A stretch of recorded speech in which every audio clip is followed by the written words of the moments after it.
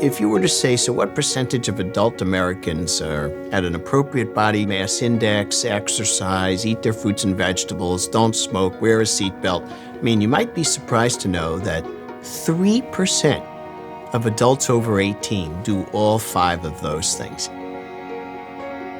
3%. I mean, that's not a big number. And so we know that if we could change individual behavior, we'd have a tremendous, probably exponential impact on the health of the population. 70% of people showing up with a big heart attack have no idea they had heart disease the day before. The majority of heart attacks are occurring in people who don't know they have disease. We've gotten a lot better at treating heart attacks, but it still turns out it's much better to not have one in the first place. The beginning vision of the Heart of New Ulm was bold. Can we minimize or eliminate heart attacks in the community? Can we get to 0? I think it was 10 million over 10 years was the goal, was really to reduce heart attacks. Can you impact healthcare in a community by focusing on very simple interventions? And we've seen that you can. Medical care, that's 20% of the story.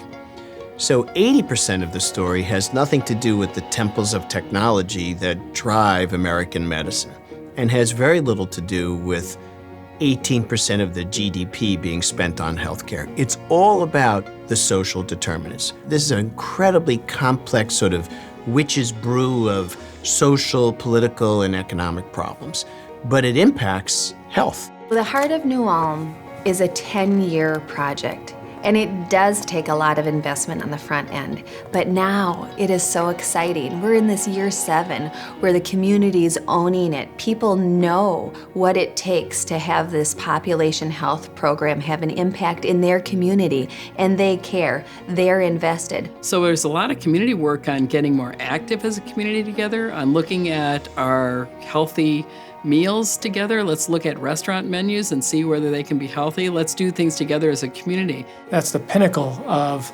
population health, the entire community under our care, and what can we do to empower them and to improve their cardiovascular care. Some people maybe don't think it's been worth $1 million of investment every year.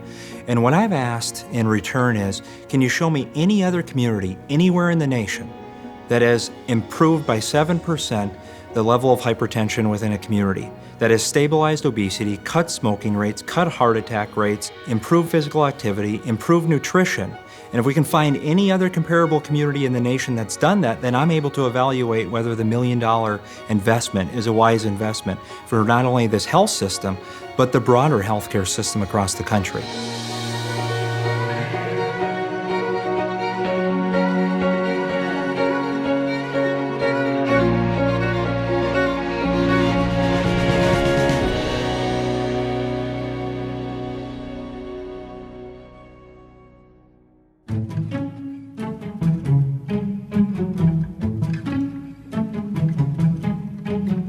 New Ulm is a community filled with pride. People pass you, there's always a hello, there's a how are you, and it's genuine.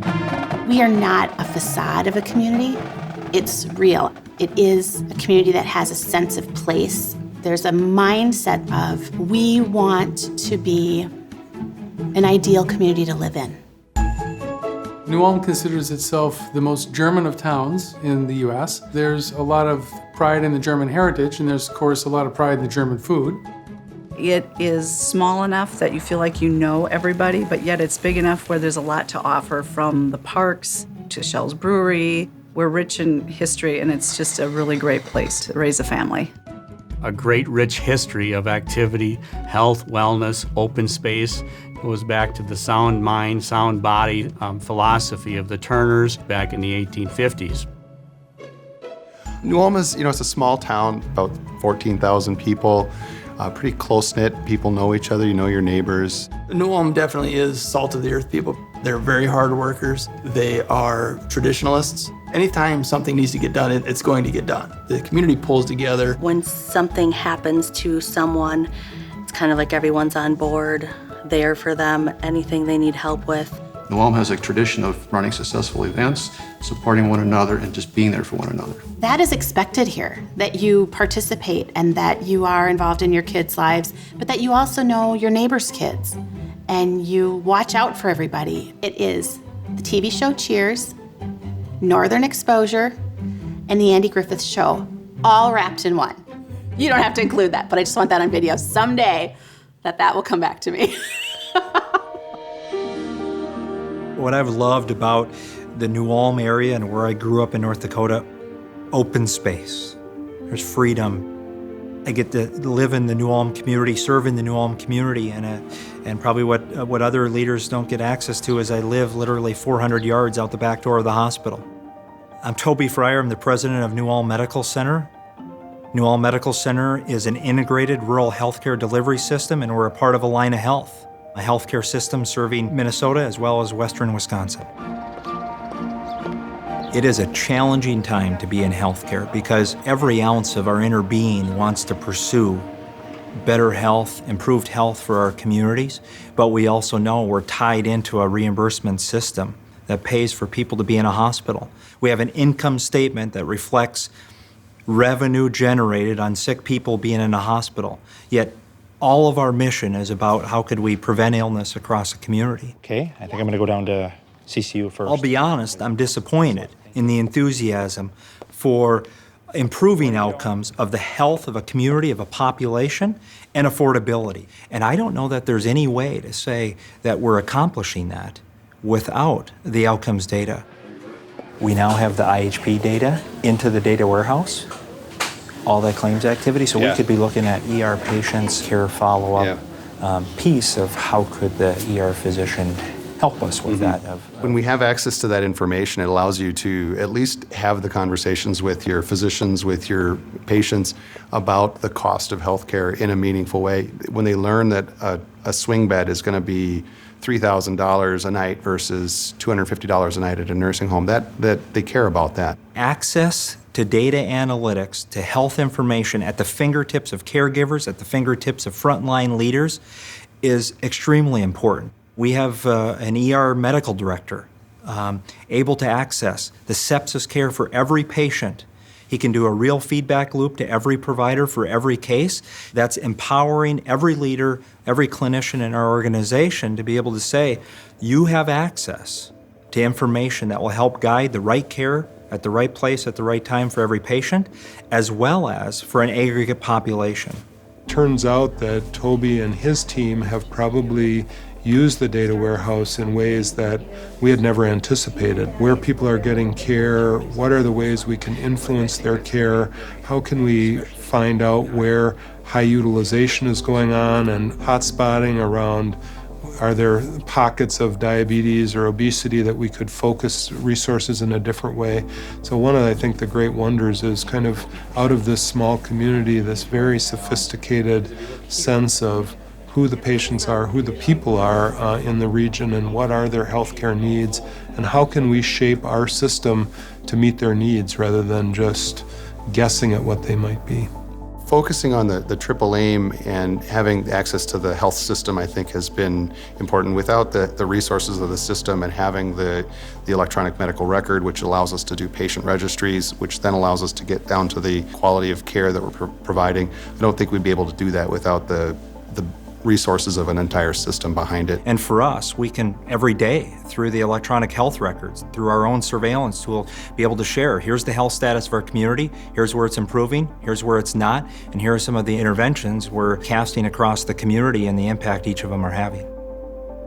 Population health for us really is, can we collaborate across a healthcare system and a community to bring greater value and realize the health potential of an entire population.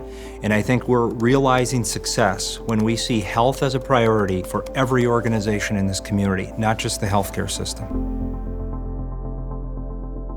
One of the great successes of population health strategy would be the Heart of New Ulm and the New Ulm community. New Ulm, it happens to be a community that gets all of their care through our health system. So from a medical record standpoint, we could measure what we were doing as far as transforming cardiovascular care there. Turns out for people that are healthy, they don't spend a lot of time with their physician, and they shouldn't be necessarily. You know, if you think about a person over a given decade, they're going to spend about a total of 2 hours with a doctor.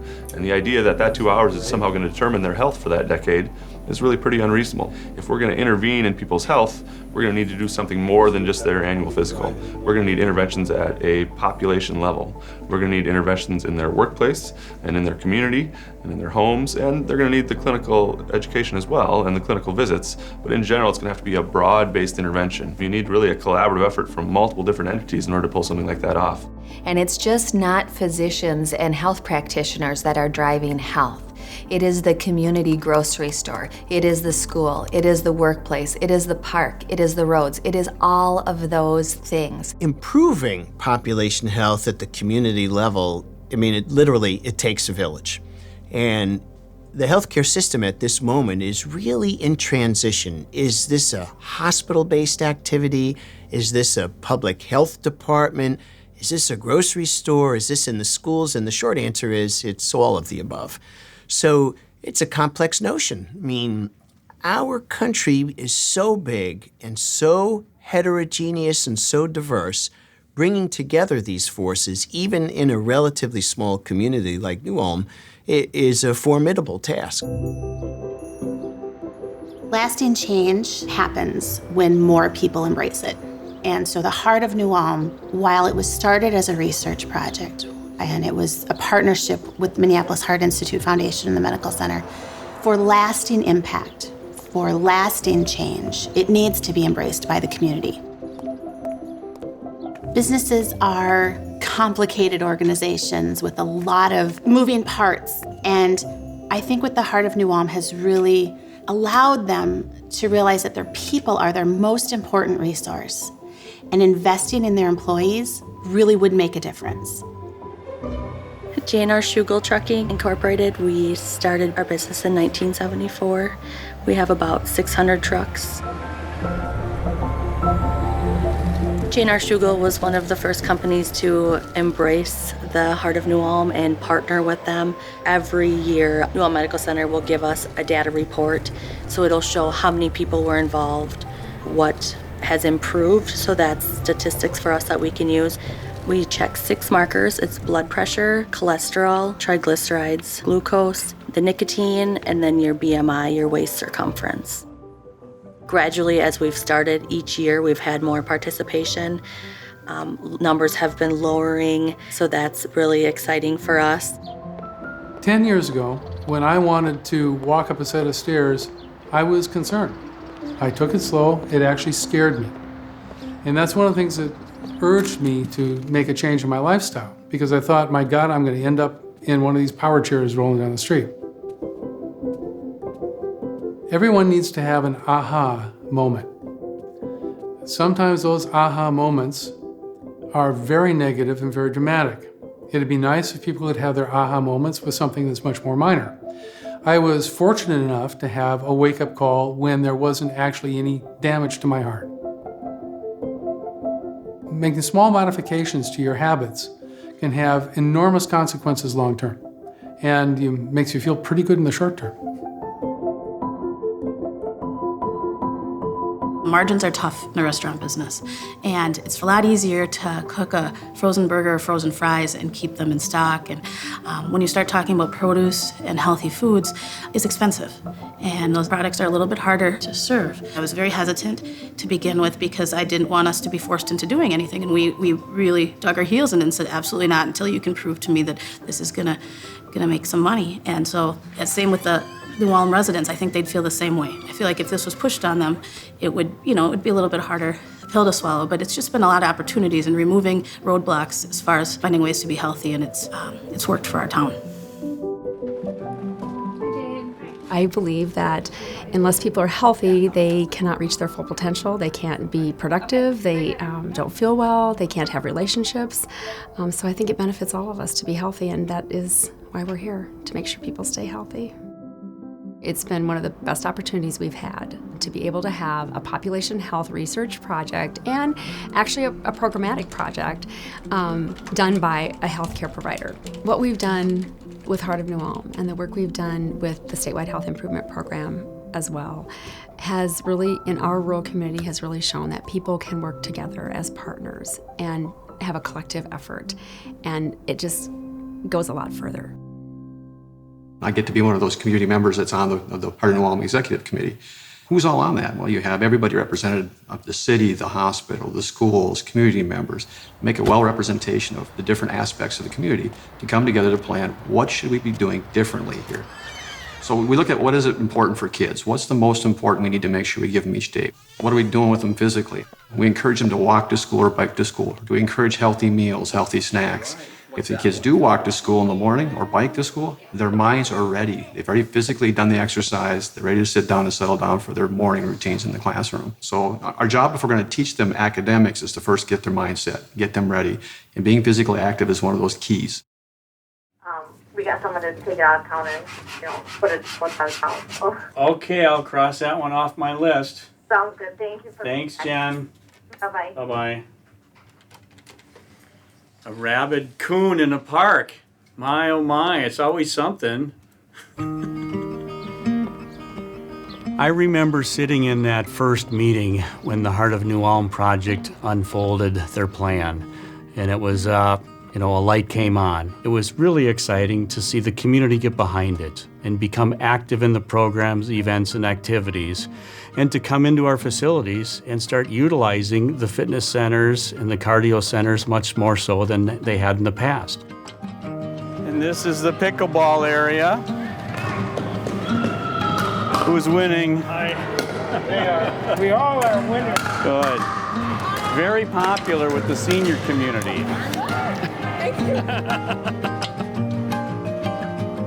New Ulm consistently ranks in the top 5 out of 853 municipalities in Minnesota as far as size and scope of recreation systems and in per capita spending. We've got the facilities and the infrastructure, and the Heart of New Ulm was helpful in promoting that and encouraging our residents and citizens to come out and become more active and engaged in their health and wellness and future. It's really had an impact in our community. When you have a community that's already got a sense of place, already has an identity, and something like this comes in, it can come in and blow out pretty quickly without an impact. But I feel like New Ulm got it and embraced it. We've taken it, embraced it, and said, you know what, this is a good thing for us. You want the research project to be successful, but it had benefits to our community. We have to rethink everything about what we do. And moving from a disease basis to a prevention basis, well, this is taking the entire model and turning it upside down and backwards. The healthcare system is trying to turn the battleship around inside the Panama Canal. That's the visual that you have to have.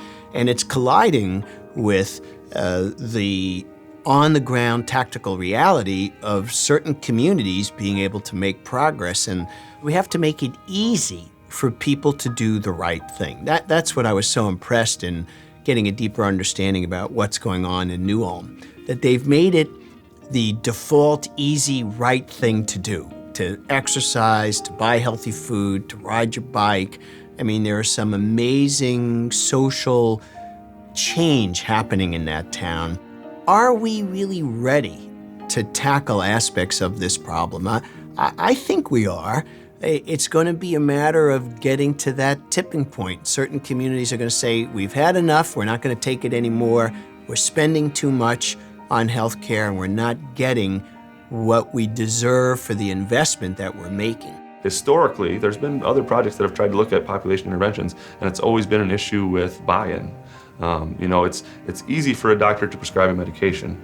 A doctor telling a patient how much to eat or what to eat and how much to exercise, there's pretty good evidence that doesn't work very well. It's hard to change people's behavior at a clinic visit. It's much easier to change people's behavior by changing their environment. This is a quality of life issue. If we can help somebody not get diabetes in their middle ages or know their cholesterol and make better choices earlier on, it's healthcare, but it's quality of life care. And I think that's the compelling thing for healthcare to think about, is how can we get to people before they get to us? One of the best places that we learn lessons organizationally are in define outstate communities of care. New Ulm is a perfect example of that. So they can do things in a defined community and do them better and do it at a scale that we can again scale up. In the metropolitan area, it's kind of hard to draw. Where do you draw lines around community? How do you do this? The complexities get greater, the size gets bigger, the relationships don't get as tight. And while we look to the smaller communities to tell us, gosh, what works in your community, what works together, there's no question that it can be done in a larger community too. You have to define the community, you have to establish the relationships, you have to establish what your goals are, but we can take those learnings from the outstate and certainly scale them to larger communities too, using the same secret sauce that they've used, just on a different scale and with different parameters. As I think about the future of New Ulm Medical Center, Heart of New Ulm, Allina Health, and our system, I believe the potential is here, that this could be a national model for population health and where healthcare is going in the country. In our community, health outcomes have improved almost across every health indicator across the community. Healthcare quality within the healthcare system has improved. We've lowered admission rates into the hospital by nearly 20%, 50% lower admission rates in our community compared to other comparable communities. Overall, $1,000 per Medicare patient, lower cost of healthcare in our community. So I think we're seeing early signs the triple aim is achievable. Better health, lower cost for a community, and I hope one day that New Ulm is kind of this beacon for the nation, that this is the place where maybe more than any other community, someone could say, if I lived there, I could realize my full health potential and have healthcare that truly is affordable in this country. In our history as a country, all change is from the community level. I think New Ulm could be a bellwether example, a paradigm shift of where the rest of the nation can learn an awful lot when a community says, you know what, we're fed up and we're going to take it into our own hands in a positive way. I think this is a tremendous example of what a community can accomplish. I'm hoping we can disseminate these findings, and I'm hoping that other communities across the nation, not just rural communities, can learn from their great example.